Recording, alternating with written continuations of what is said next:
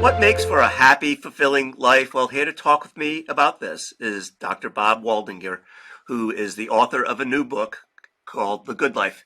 Bob, welcome. Thank you. Glad to be here. Pleasure. Before we get started, for the benefit of our readers and viewers who may not be familiar with you and your work, do you mind giving us a brief overview? Sure. I direct what is the longest study of adult life that's ever been done, of the same people going through their whole lives. It started in 1938. We're in our 85th year. And it started as two different studies. One, a study of Harvard College sophomores trying to study young adult development, moving into, from adolescence into young adulthood. And the other was a group of inner city boys from Boston's most troubled neighborhoods, a study of how some kids, even from difficult family backgrounds, stayed on good developmental paths and stayed out of trouble. So the as you think about what makes for a fulfilling and meaningful life, what has the study shown? Well, it's shown one big thing that everybody will understand, which is that if you take care of your health, if you take care of your body, you will stay healthier longer, you will live longer. Very clear in our study. But the thing that surprised us, that we didn't believe at first, was that the people who had the warmest connections with other people, the people who were more connected to others, lived longer, stayed healthier. And so that may seem like common sense, but perhaps it's not. Well, the question for us was, how could the quality of your relationships actually get into your body and predict whether or not you were going to get coronary artery disease, predict whether or not you're going to get arthritis? Like, how could that happen? So, So what did you find? so what we found, so we've been actually spending the last 10 years researching that, and many other studies have done that too. Our best hypothesis is that it's about stress, that good relationships help us manage the inevitable stressors that come along in every life, usually every day. If you think about it, like if I have something upsetting happen in my day and I start ruminating about it, I can feel my body rev up. I can feel my heart rate go up, and I sort of go into fight or flight mode. And that's not bad, but we're meant to come back to baseline.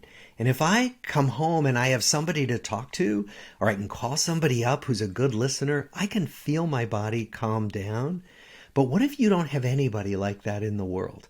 And what we have learned is that social isolation and loneliness are chronic stressors, and we believe they keep us in chronic fight or flight mode that gradually breaks down the body through low levels of inflammation, through higher levels of circulating stress hormones, and that's how relationships affect our biology. Hmm. So many of the folks who read Retirement Daily are either pre-retirees on the cusp of retirement or in retirement, and for some maybe this notion of having relationships or creating relationships is perhaps new to them. Any thoughts about what people can do to forge relationships and make it a part of their lives? Yeah.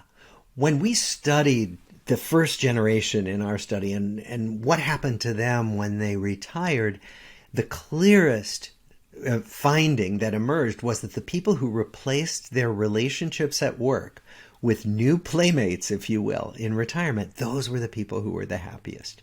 So then to your question, well, how do you do that?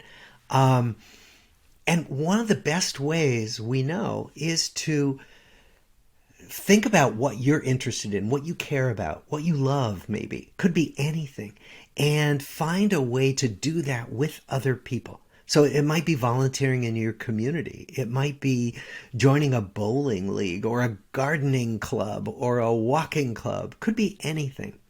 But find something that you enjoy. And usually what happens then is you're with other people who share the same passion.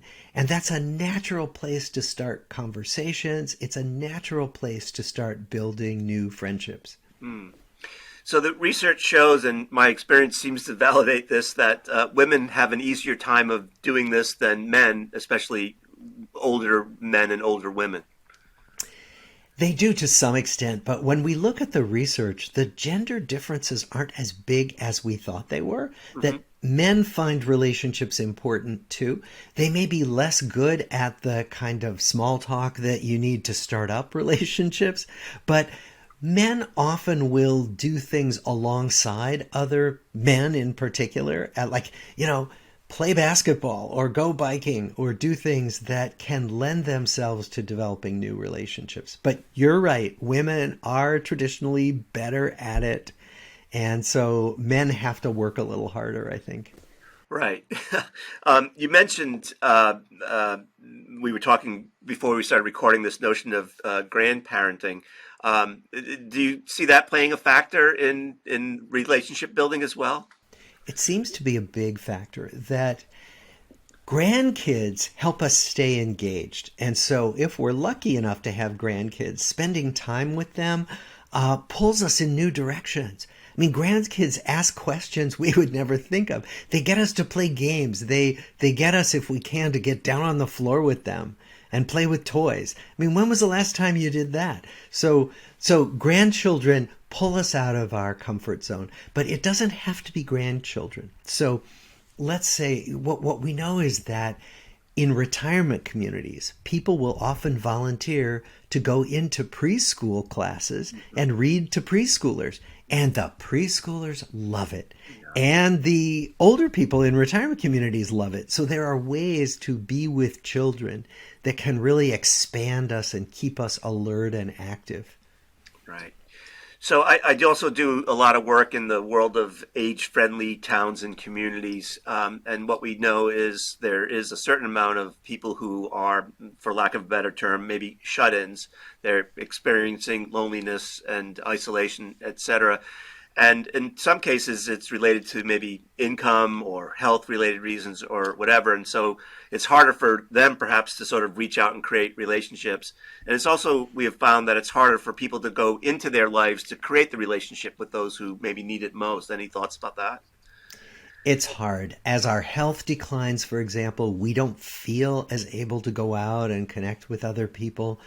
But one of the things that we've learned is that some people are using the internet. Some people are using social media to connect with other people.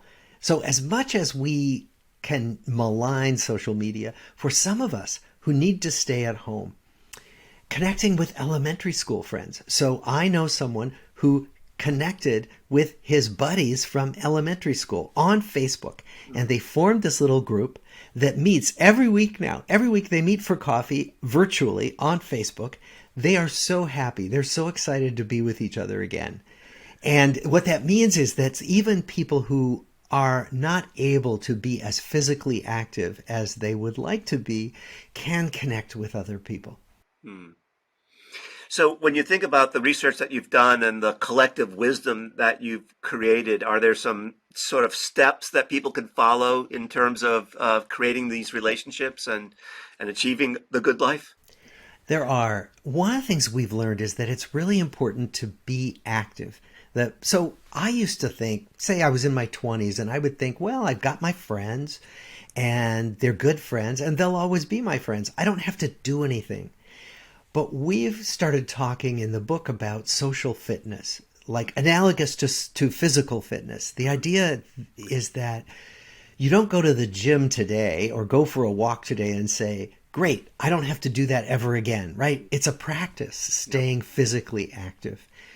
Similarly, with social fitness, it's important to reach out to other people. So it might mean calling them on the phone or just sending them a little text saying, hey, I miss you. I'd like to see you, or whatever it might be, to make decisions every day, every week, to actively reach out to other people. And we find that the people who do that have more vibrant, engaged social lives. Right. And do you make a distinction between good relationships and bad relationships and avoiding the bad relationships? Yes, we do. Now, with that, I want to say that every relationship of any depth has conflict. Like, how could it be possible not to disagree with your friend or your partner or, at some point, right? So just because there might be disagreements doesn't mean that the relationship is bad. It just means that it's important to see how you two can work out disagreements. Because if you can, then the relationships get stronger. Yeah. But there are some relationships that really are toxic and draining. And those relationships, when we can, are important to just step away from, to see less of those people who you find exhausting and disheartening when you're together. If you can do that. If you can't do that, then to keep the relationships kind of clearly bounded. It's so interesting that you talk about this notion of being having practicing this reaching out. Not that it's exhausting, but there are times when it's easier to stay at home and watch Jeopardy than to reach out. Exactly. So how do you get off the how do you stop being a couch potato? Okay, I'm going to tell you a research story that may help with this. So Okay. some researchers were looking at just the thing you're describing, which is people feel like, oh, it'll be much better if I just stay to myself and I watch Netflix or I'm on my phone, right? Leave me alone. Let me just do that. So they took two groups of people randomly who were about to take a subway ride. And to one group, they said, do what you normally do, stay to yourself, listen to music, stay on your phone, okay? Read the paper. And the other people got assigned to talk to a stranger on the subway. And they asked everybody before they did their assignment, how happy do you think you're going to be doing this? And the people who thought they were going to stay to themselves thought they were going to be much happier than the people who had to talk to a stranger. Afterwards, they asked him again. The people who had to talk to a stranger were so much happier than the people who kept to themselves. So that's a way of illustrating that we think it's going to be better just to stay home and watch Jeopardy, right? But that it turns out that when we connect with somebody and we have a little enlivening interaction, we're much happier, we're more energetic, we feel more connected to our lives again. Yeah. So I want to do the book justice. Is there anything that we missed or anything that just bears reemphasizing before we wrap up? Well, that it's never too late. So some people told us, I've never been good at relationships. It's not going to happen for me. It's too late. We have stories in the book of people who thought just that. And then in their 60s, in their 70s, they found a whole new group of friends the kind they'd never had before in their lives. Or they found love for the first time when they'd never had it before in their lives. So if you think this is too late for you and it's never going to work for you, think again. You don't know. And it is worth the effort to just explore and see what's possible in your social world.